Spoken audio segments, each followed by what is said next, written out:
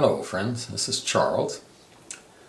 Well, I've been working on some biomass stove ideas recently, and I have a new one that I think you might very well like. It weighs only 9.5 ounces, but it appears to be quite robust, very compact. I got the idea from a fellow on the internet who suggested that one could use a vegetable steamer as a charcoal grill. And he used a cake cooling rack. His was circular, but you'll get the idea here. And the little legs on the cake cooling rack keep the steamer from opening right out, so you can start your fire in here with your charcoal briquettes. Put this rack on, and then you can use this as your grill to grill your meat. So it's a nice little compact charcoal grill. Well, it occurs to me that with a little bit of work, one could turn one of these steamers, vegetable steamers, into a biomass stove. You can buy these, I find them in a dollar store here locally for about $5. And I picked up a couple of them in second-hand stores around town for a couple of bucks each. So usually they have a center post here in the middle so that you can pick the whole thing up. And they have 3 legs on the bottom, so the idea is it will sit in any number of different pots and just shape to the sides of the pot. The one that I got for super cheap at the second-hand store was missing one of these legs, so I had to do something about that. And in any case, I probably would have. Alright, so I did a couple of modifications to make the thing work.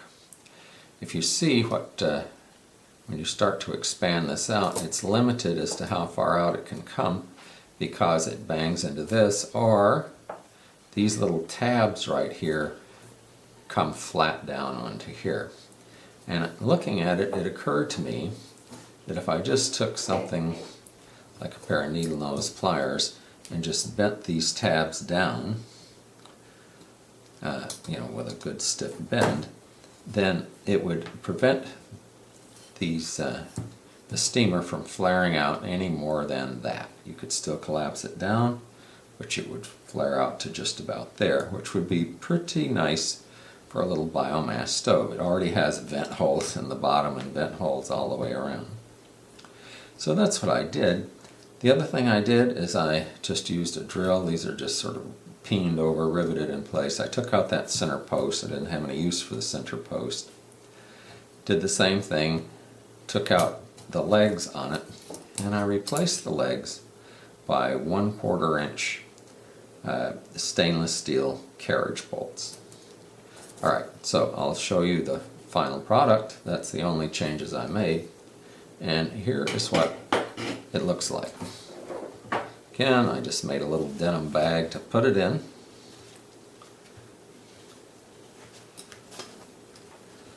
So the whole thing folds up quite small.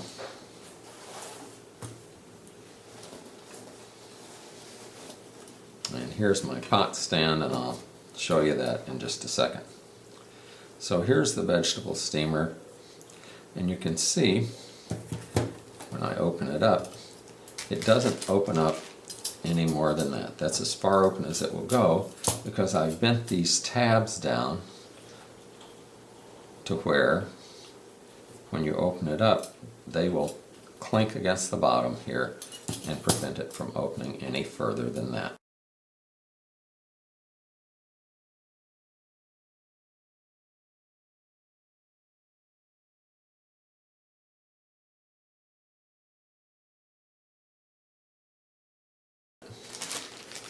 Now, my preference is to store it without the feet on it. I suppose you could leave the feet on, but then, it's just more likely that you're going to get something bent or whatever. So, the feet that I have are just these 1¼ inch long, 1/4 by 20 stainless steel carriage bolts. Now, I like the carriage bolts because they'll make nice wide feet that will keep it from sinking into soft ground if that's what you've got the stove on. but they'll provide very good support. So you just put the bolt through the hole, run the nut down, and since you've got 3 feet, it's going to sit on any surface you put it down on and be quite solid.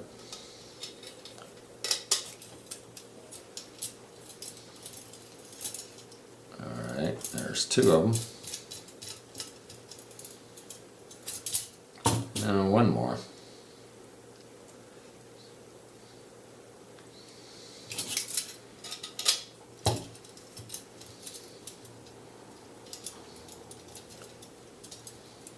There you go.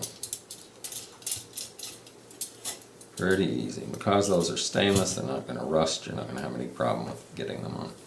So there's actually your firebox. I mean, you just build your fire right in there, no problem at all.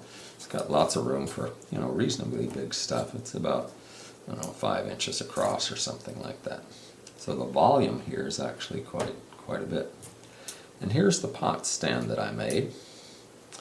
Now, I'm sure you've seen sort of triangular shaped pot stands like this, where you just take a couple of pieces of wire.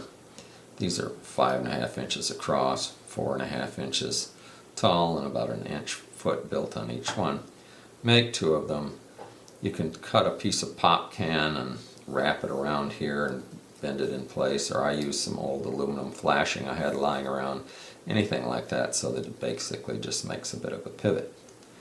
Now, I found that I had better support if I made another arm, which is just has a bit of a hook on one end, and it just hooks into the other side like that.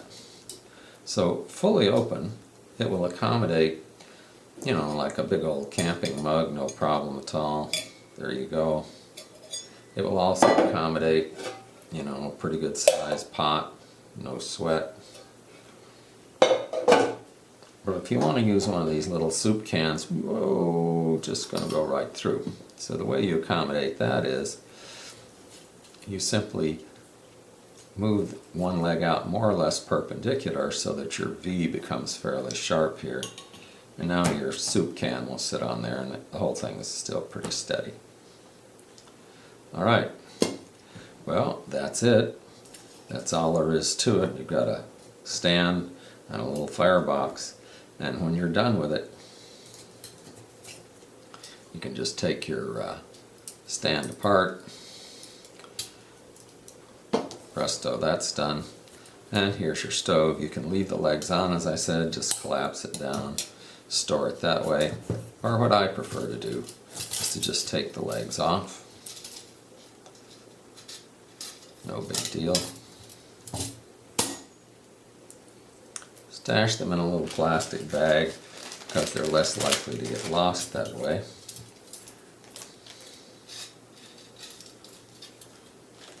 And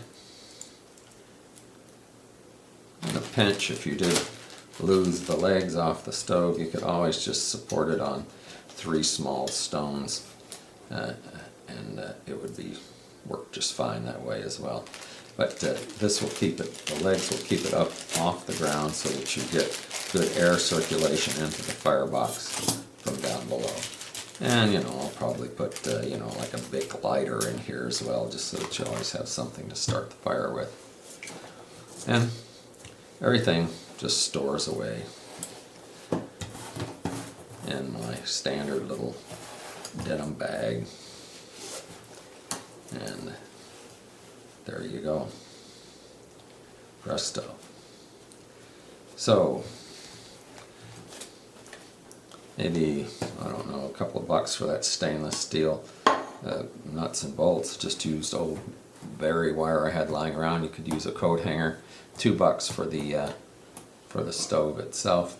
So, you know, less than $5. 9.5 ounces. That's all that thing weighs, and it makes a dandy little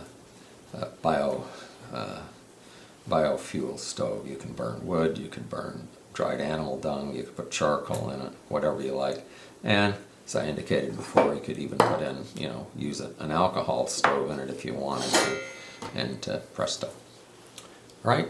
Nice, cheap, compact, stainless steel, quite robust. I'll talk to you some other time.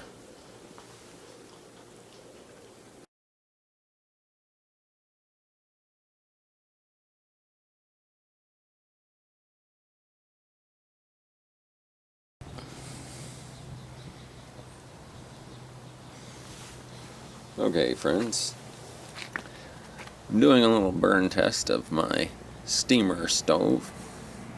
It lights pretty easily. See, it's a bit of a breeze out here today. Pot stands up. It's got a pot of water on, and it seems to be burning merrily along, so seems to be sufficient draft. Keeps the fire pretty well contained because of its circular shape. That little firebox holds actually a surprising quantity of wood, so you can certainly pile on a lot of wood and keep the thing going without having to pay really close attention to it. You can see it's got sufficient gap between the pot and the steamer that you can slip chunks of wood in there if you're too damn lazy to pick up the pot.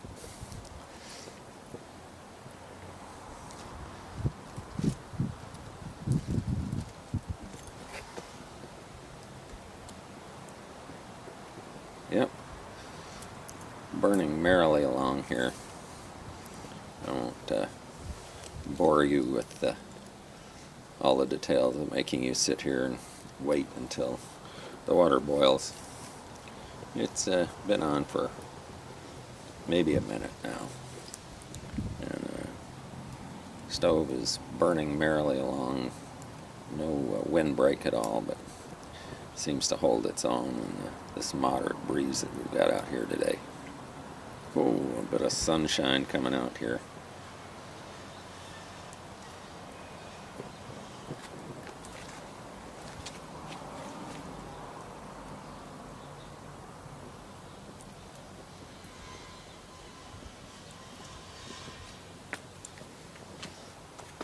Yep, I'd say that little stove is a success.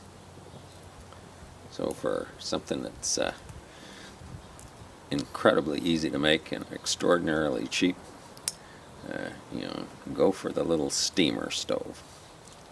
We're getting some steam off that water already, so looking pretty good.